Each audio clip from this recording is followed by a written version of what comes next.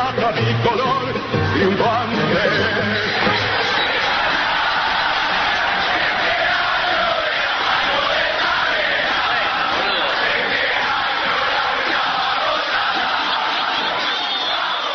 Sabela, en Estudiantes de La Plata, es hablar de palabras mayores, ¿no? Historias muy recordadas y muy sentidas. Es el momento de recibir a Diego Borinsky en la capital federal. Dieguito, ¿estás ahí para abrir el diván? Hola Raúl, ¿cómo andás? Sí, claro, emocionado escuchando eso que acaban de pasar, ¿no? Es fuerte, me imagino, es muy para fuerte. El que nos va a contestar ahora. Seguro. Abrimos entonces el diván para poder hurgar en sus recuerdos. En la previa, vamos al diván con Diego Borinsky. Bien, Raúl, vamos a hablar con Claudio Buñali, nacido en Ensenada, ahí cerca de La Plata, el 1 de enero de 1960. Lindo fin de año le debe haber hecho pasar a la madre.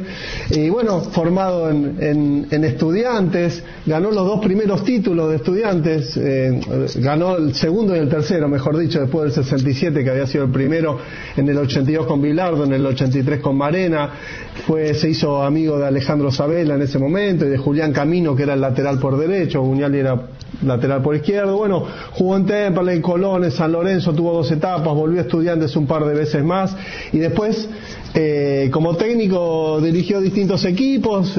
Unión es el otro equipo que está muy pegado a su corazón, rojo y blanco, los dos a bastones, estuvo muy cerca de ascender a primera división y en un momento lo llama Sabela en febrero del 2009 y pasó lo que pasó, que acabamos de escuchar, y después fueron a la selección y pasó lo que pasó de llegar a la final del Mundial, y ahora está con un nuevo cargo que también le vamos a preguntar vinculado a AFA. Así que Claudio, te saludo y te quiero preguntar lo primero, escuchaste esto, el relato de los goles, el momento, me imagino te habrás trasladado a lo que sentías en ese instante, escuchar la voz de Alejandro, me imagino emociones fuertes, ¿no? Sí, por supuesto, muchos recuerdos, muchas cosas muy profundas, muchos sentimientos. La verdad que fue un viaje rápido que me hicieron vivir a través de lo que escuché, muchas sensaciones. Claro, encima escuchar a Alejandro, que destaca, ¿no? Destaca el cuerpo técnico, dice, lo primero que dicen los jugadores, después el cuerpo técnico, ¿no? Contame cómo empezó ese vínculo con Alejandro, cómo era cuando eran jugadores, qué sentiste cuando te llamó para integrar el cuerpo técnico. No, fuimos compañeros en un Estudiante que bueno, gracias a él, a Troviani, al Bocha Ponce, se encumbró en los primeros lugares, allá por los 80, 82 más precisamente. Tuvimos la suerte de ser campeones, volver a ser campeones en el 83, vivir cosas muy que quedaron grabadas en nuestro recuerdo. Por ejemplo, fue el partido con el Gremio, ese famoso partido de que perdíamos 3-1 con 4 jugadores menos y pasamos 3-3.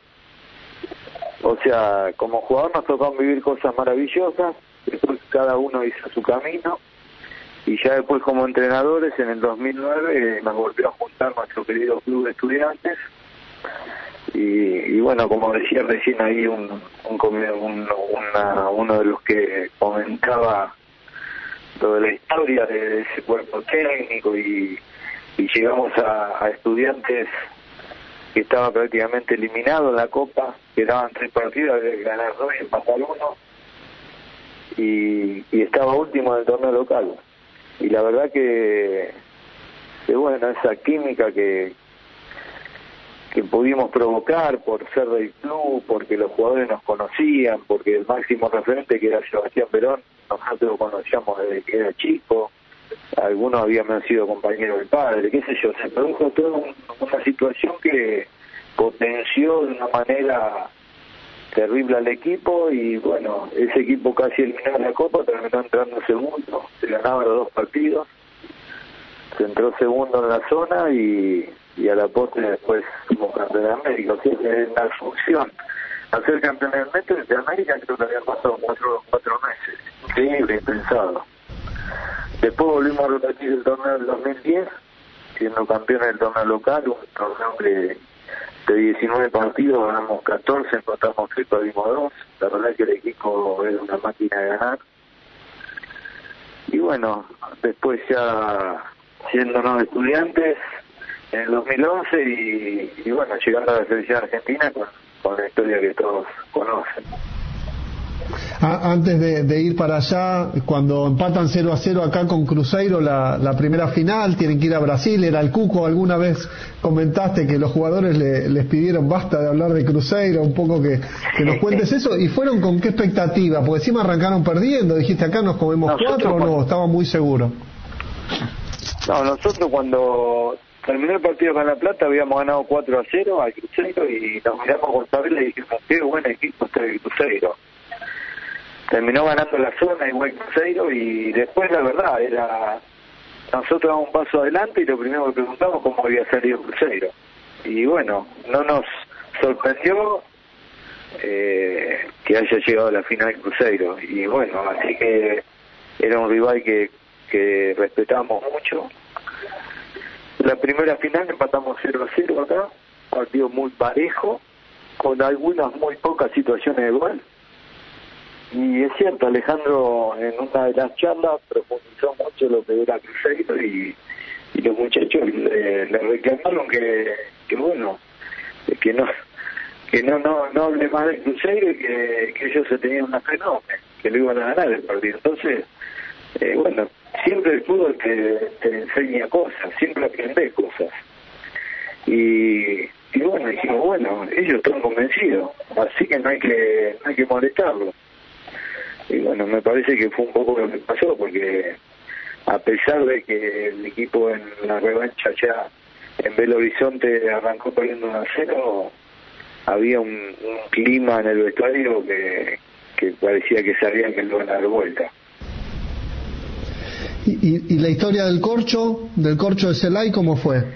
Sí, no, porque, bueno, viste, nosotros, imagínate, Julián y yo, primer contrato en Estudiantes, o sea, armamos toda la historia del club. Y Alejandro, que era un estudioso y adoraba a Estudiantes, como él decía, su club de adopción, pero en el cual se identificó muchísimo.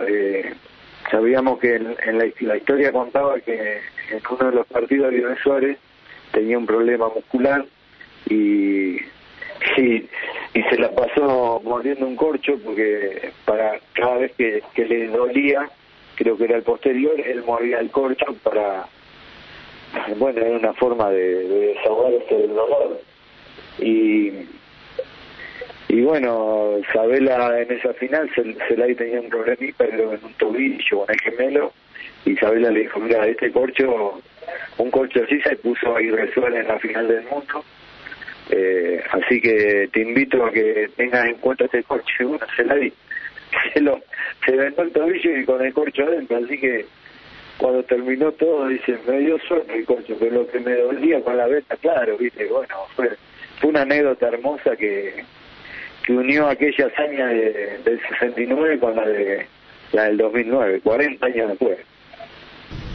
Claro, y después no sé si fue el partido con el Barcelona, no sé si fue más meritorio aún que ganar la Libertadores, porque era el mejor Barcelona de Guardiola, que recién empezaba, estuvieron a 2 minutos, me imagino, bueno, cómo lo preparó Sabela, y creo que vos también alguna vez comentaste que miraste el reloj y ya te veías campeón. ¿Cómo fue eso?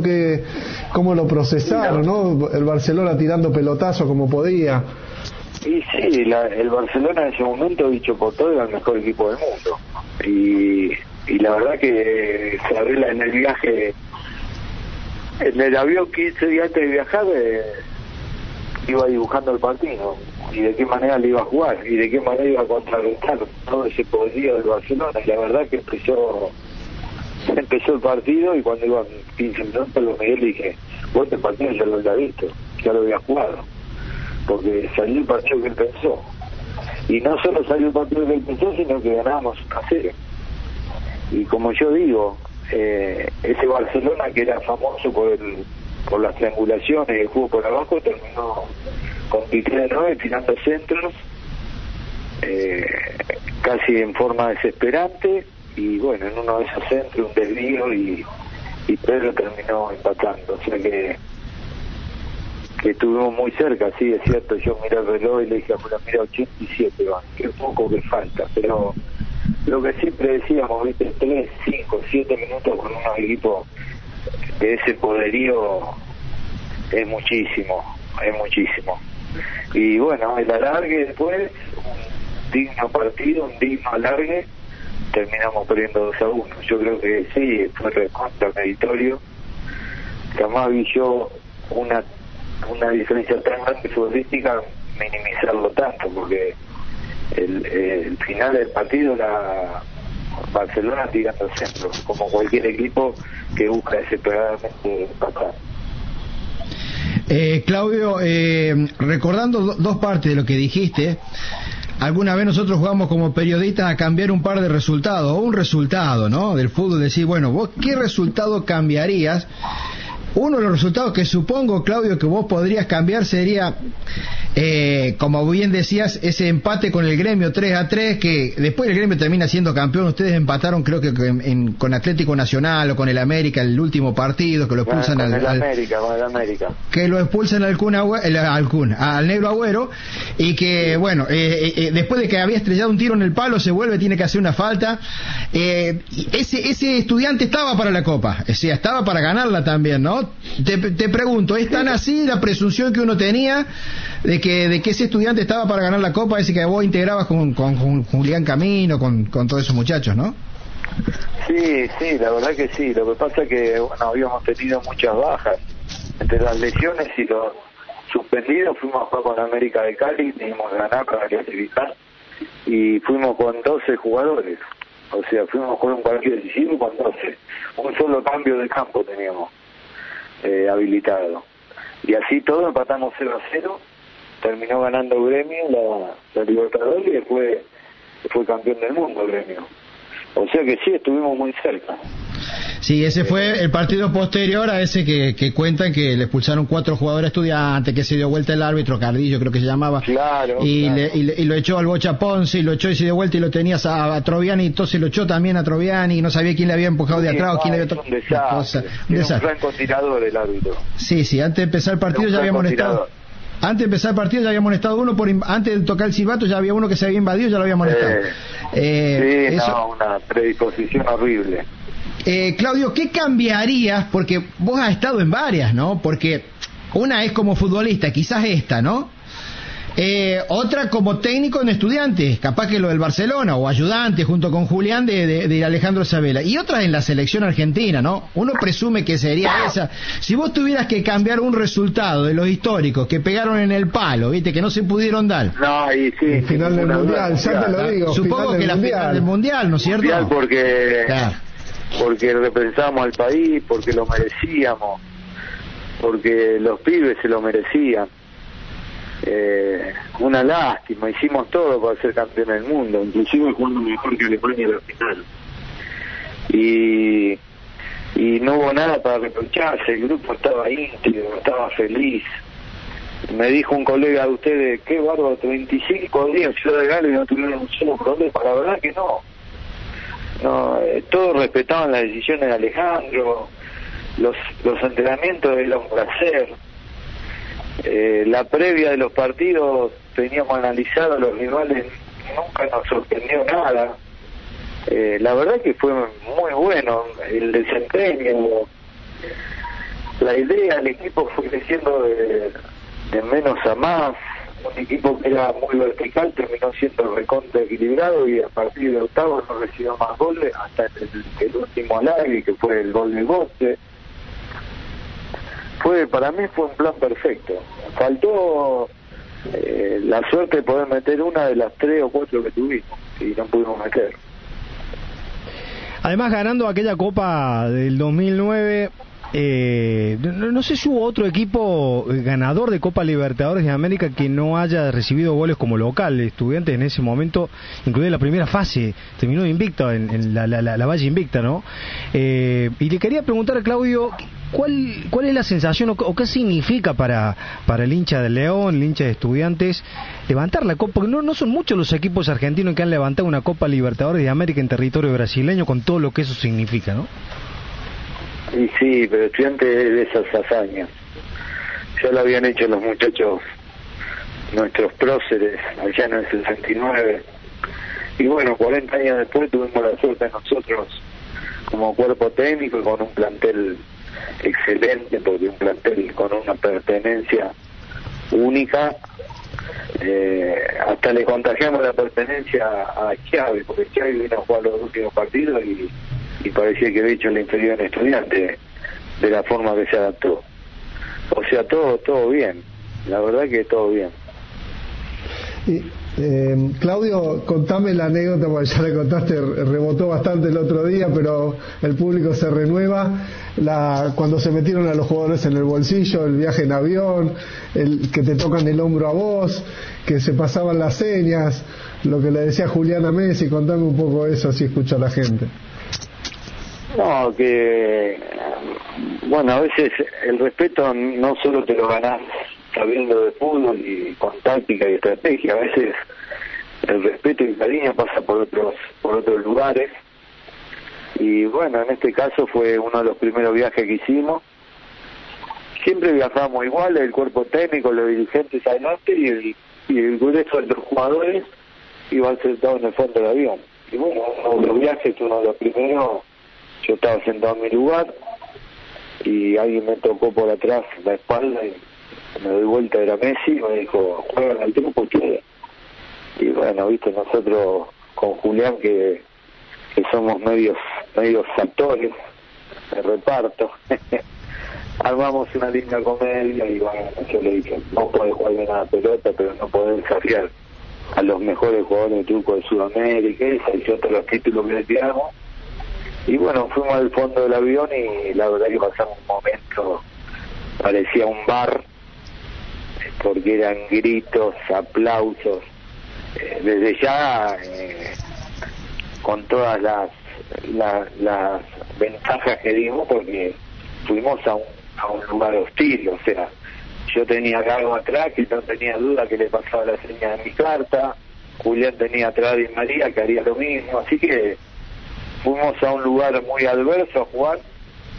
Por supuesto que perdimos, pero fue un momento hermoso. Y bueno, cuando volvimos hacia adelante, Isabela estaba con cara enojado y ¿qué pasó tanto grito? Y Julián cómicamente le dice, ya lo tenés, ya están todos, ya quieren estar todos.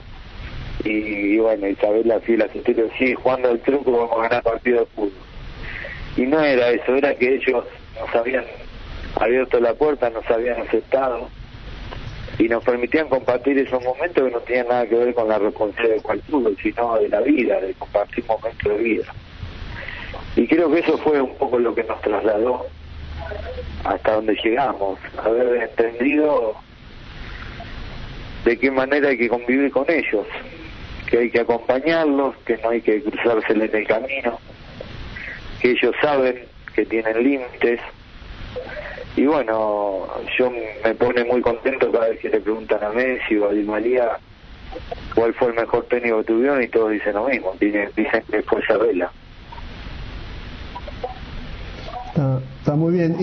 ¿Y por qué se fueron? ¿Y a la distancia fue un error? ¿Ustedes estaban de acuerdo con irse después de ese mundial espectacular? Porque no... Con el diario El Lunes capaz que fue un error, pero bueno, Alejandro había tomado la decisión. En esos casos nosotros tratábamos de ser muy respetuosos, porque en definitiva él era el entrenador, él era el que tomaba las decisiones profundas. Y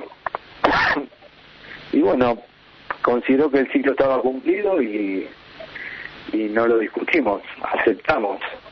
Lo que nunca pensamos que él se iba a enfermar como se enfermó y que no iba a trabajar más, porque la verdad que una lástima porque una persona que para mí era un gran maestro, tenía muchísimo para seguir dando. Y bueno, viste, la vida lamentablemente es así. Cruzar a Alejandro puede ser, vos que lo conocés bien, ¿lo viste disfrutar alguna vez como técnico o estaba todo el tiempo metido? Porque uno lo veía siempre como caminando, impulsando, mirando para abajo.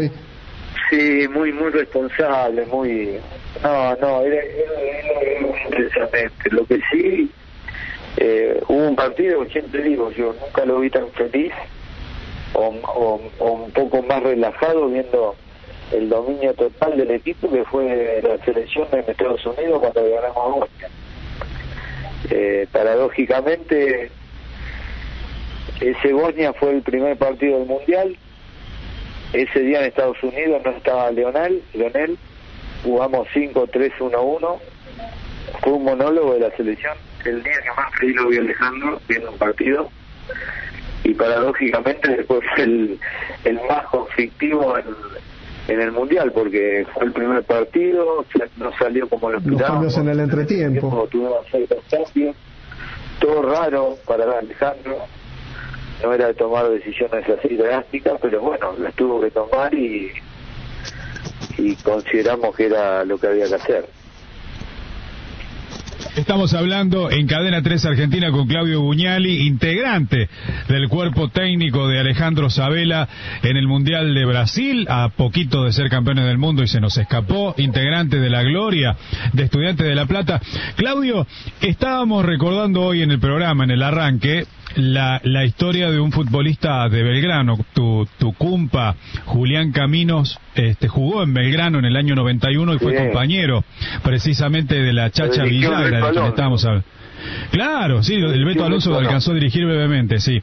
Y vos sabés que te quiero preguntar, porque vos hablaste de los próceres y de las cosas mitológicas que pasan alrededor de Estudiantes y su carácter ganador, ¿no? Y hablábamos hoy un poco de la Chacha Villagra en ese sentido, de cómo se convirtió en un mito en Belgrano sin quizás haber sido el futbolista más destacado de su historia.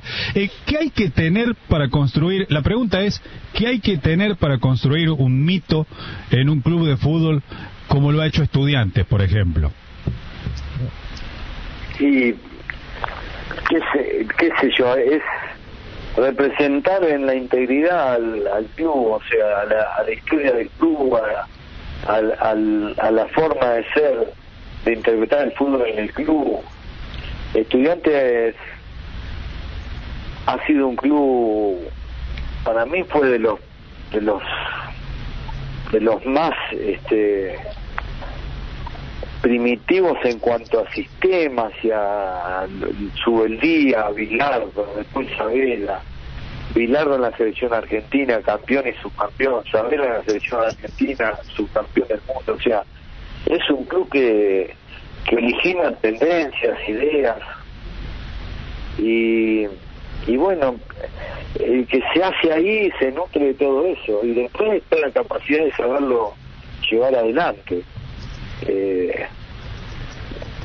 La palabra mito es muy amplia y muy importante, yo no sé, pero sí, Estudiante ha tenido, porque Bilardo fue un mito, Subeldía fue un mito, y con Bilardo jugaron personas que tenían que estar escondidas, como Pachamé, como Conigliaro, que la verdad uno los ve y yo los admiro, para mí son los próceres del club.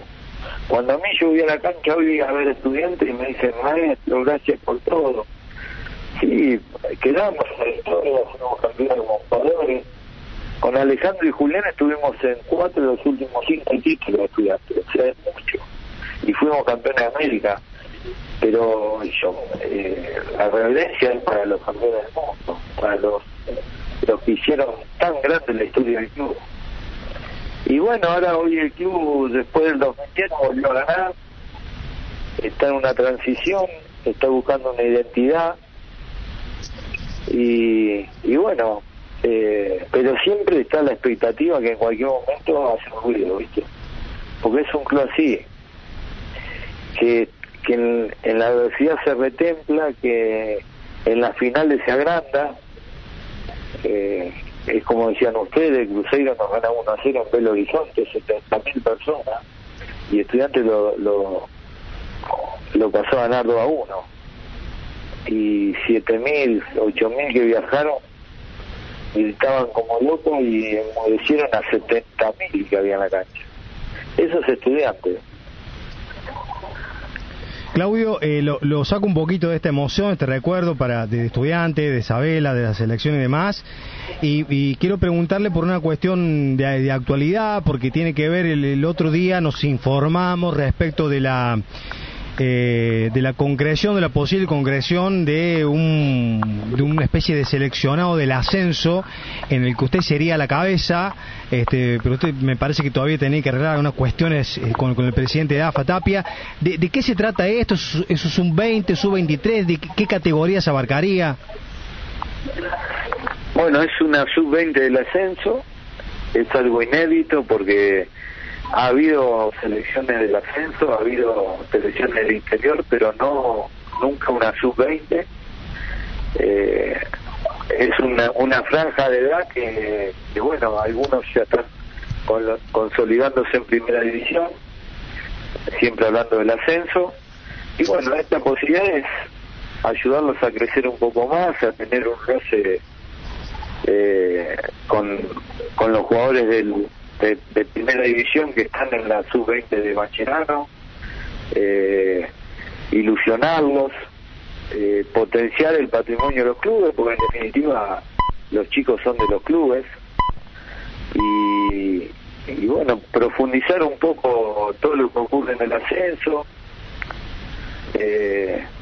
y ayudar. En definitiva hay que tratar de hacer un círculo virtuoso entre los clubes, los dirigentes, los entrenadores, los coordinadores, y bueno, entre todos ellos podernos dar la posibilidad de ayudarlos a que los mejores jugadores que tienen tengan un paso por el predio de AFA. Bueno, ¿y abarcaría que Primera Nacional, Primera B, Primera C, Torneo Federal?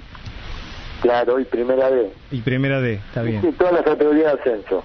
Está bien. Es muy amplio. Nosotros hicimos un relevamiento en este poco tiempo del Nacional B, que hay 37 equipos, y de la Primera B, que hay 17, y hay aproximadamente 140 chicos con chance de ser citados. Tendremos que ir profundizando en las otras categorías. De entrada va a ser una convocatoria muy amplia, de mutuo conocimiento. No tenemos apuro, porque acá no hay ningún tipo de apuro, es ir conociéndonos, tratar de estimular a la mayor cantidad de chicos que podamos, y a partir de un conocimiento mutuo empezar a seleccionar y ir quedándonos con una base estable.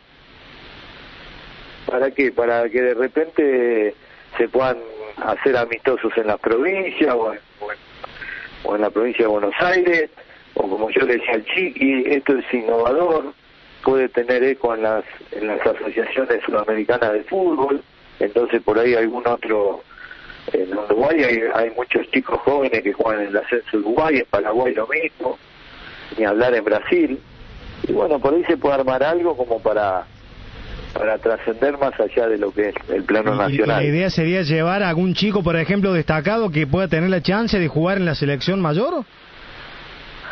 No sé si en la mayor, pero sí, por ejemplo, acercar a la selección chilena que dirige la selección sub-20. Claro. Siempre hablando de la sub-20. Bien.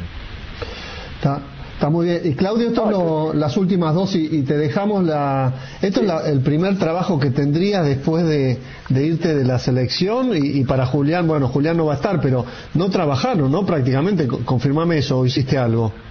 No tuvimos, trabajo, no tuvimos. Yo hice muchas charlas, siempre estoy relacionándome. Bueno, estuve hace poco en unas elecciones en Unión, anduve yendo a Europa a ver entrenamientos, relacionándome, aprovechando las puertas abiertas que uno tiene. Estuve en París viendo un partido con Messi, viendo entrenamientos del París. Sí, creo que lo hiciste posar con una camiseta de Unión a Messi, ¿no?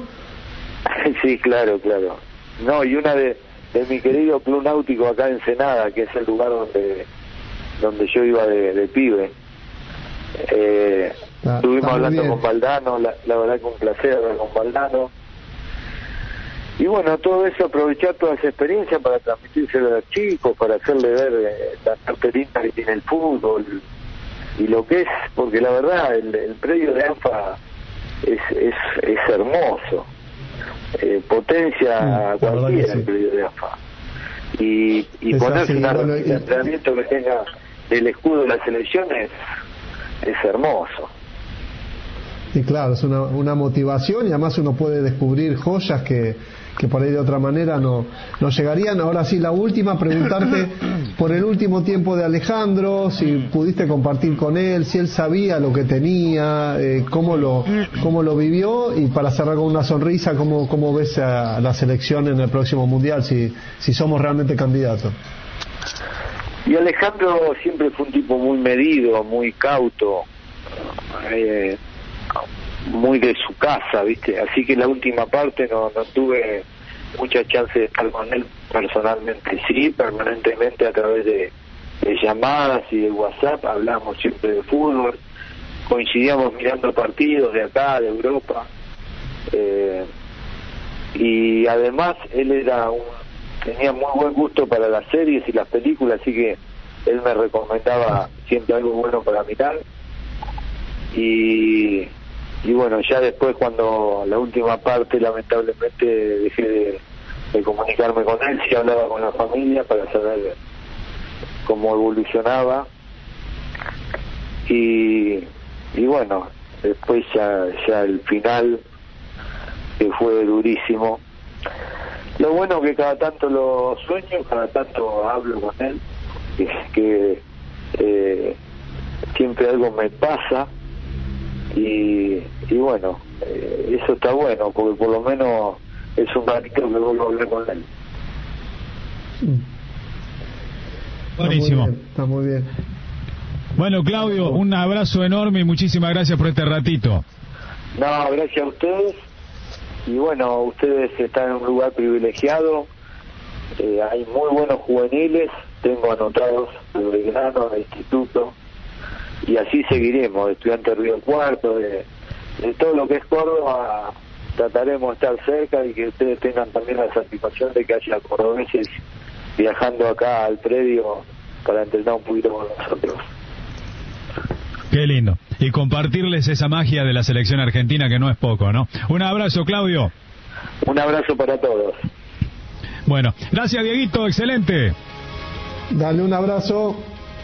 Diego Borinski, Claudio Buñali, parte grande de la historia de Estudiantes y de la selección argentina en el repaso de esta construcción de mística y de mitos que el fútbol tiene de la mano de un sello, de una identidad ganadora como la es la del León de la Plata. Señoras y señores, somos la previa pausa y ya venimos. En Cadena 3 Argentina, la previa.